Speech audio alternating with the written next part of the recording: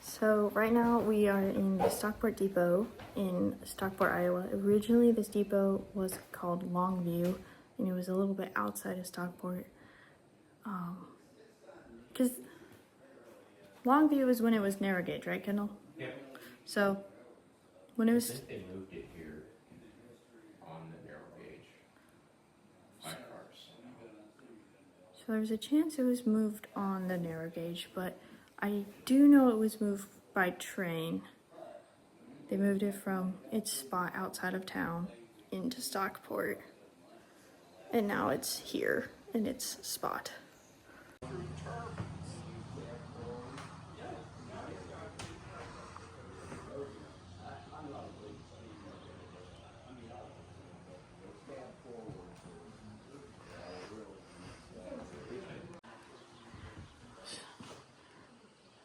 McVeigh. It's a cornfield now. That's still a narrow gauge, right? Yeah, that's the Baldwin #1. Fort Madison Northwestern #1. The Hillsboro Depot in Hillsboro. That's a cool photo of it. It's standard gauged at that point, but Yeah, there's no photos of it in narrow gauge. Like you're filming. Another copy of that photo. Hmm? Another copy of that same photo. Somebody must have everything on their computer. Scan. That's just so cool. Such a beautiful narrow gauge engine.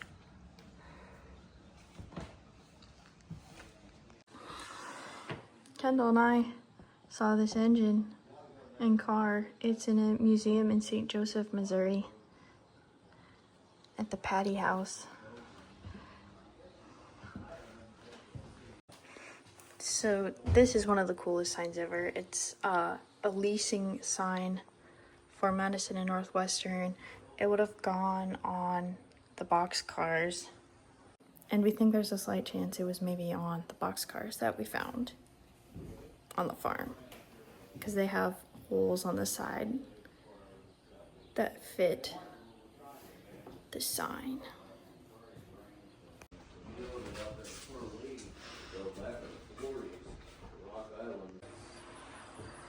Here's the freight room.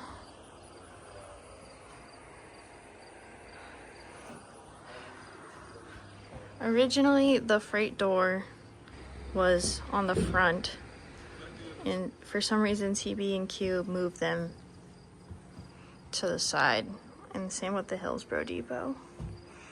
Also used to be on the back wall. See that? Those studs that have been Added. in.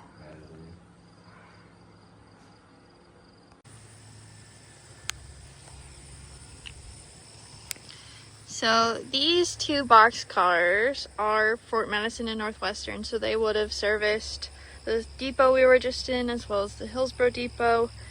I found these on a farm in 2020, and right now they're just at this undisclosed location for a bit as we try to find. Kendall and I have a nonprofit we started with some friends called the Midwest Narrow Gauge Preservation Society, and the goal is to restore these since they are Iowa narrow gauge boxcars from 1882.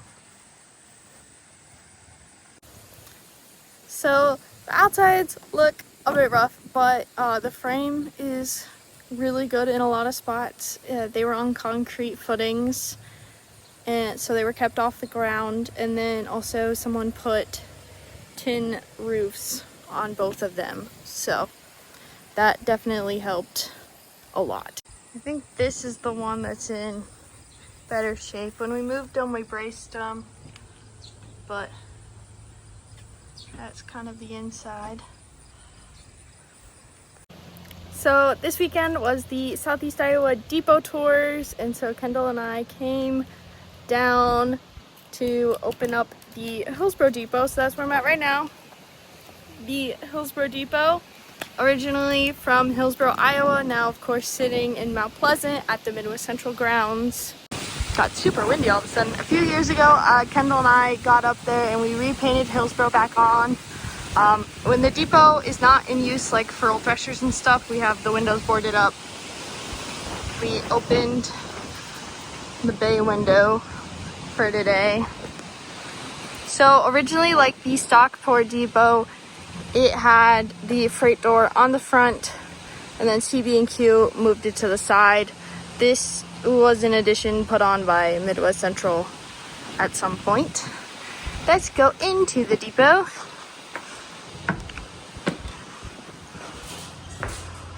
So this would have been the waiting room.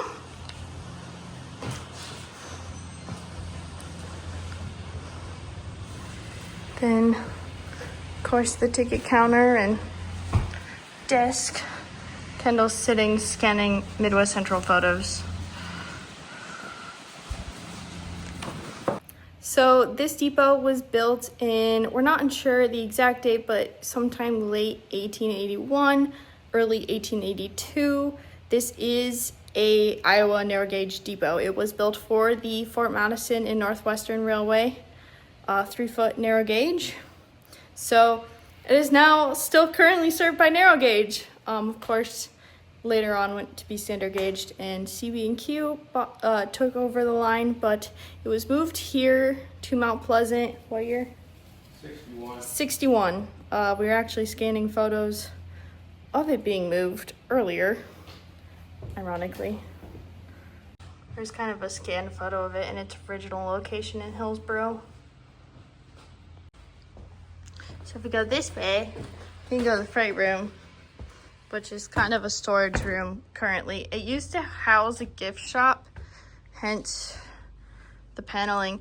But what's cool, I believe that's one of the original timetable boards. And then all throughout the freight room back here, there's names painted.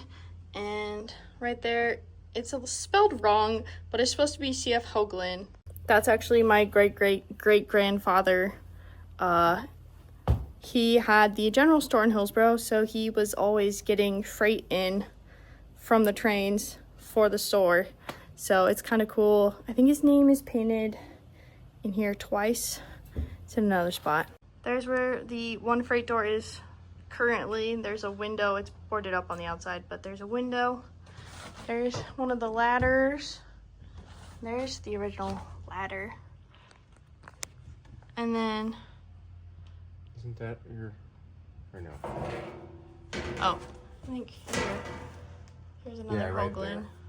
there. William. There's like a CB&Q something. So this, besides the freight door on the front, moved to the side, there was a freight door on the back. It's still on the back. But there's a cool Burlington sheet that's seen better days. So it still has the original stove in it, no longer used. But So that was made in Burlington. was it? Yeah. Oh yeah, Made by Murray Iron. Works. The volcano. Kendall and I brought some of our own personal Fort Madison Northwestern artifacts with us. We have 2 expense bills from the Fort Madison and Northwestern for eggs. This one says butter, I think. That one's for eggs. Maybe it's the other one out. It says for eggs as well. Yeah, we have 3 of these. The other one's hanging up, so I didn't take it off the wall. Kendall and I do also own one of the passes. So there's a Fort Madison and Northwestern pass from 82. So when it was narrow gauge, it went from Fort Madison. The furthest it got was to Collett, which was just outside Birmingham.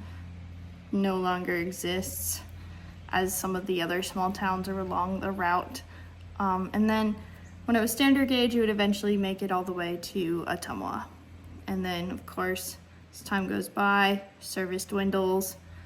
I think when in the last years, it would go to Stockport, to the elevator. And then eventually, I think 70s was her last run. I can't remember off the top of my head. So looking at this book about the Peavine, the line was standard gauged in 91 and 92 so after Fort Madison and Northwestern, it became the Chicago, Fort Madison, and Des Moines Railway. They were the ones who standard gauged it. And then eventually that was purchased by CB&Q. But Chicago, Fort Madison, and Des Moines were the ones to build out to Ottumwa. And then, based on the abandonment in the book, I guess Ottumwa was abandoned in 1901. So pretty short after its build. And then Batavia to Birmingham abandoned in 39. And then the rest of the line, Birmingham to Stockport abandoned in 56. And then the line was abandoned by Burlington in 1980.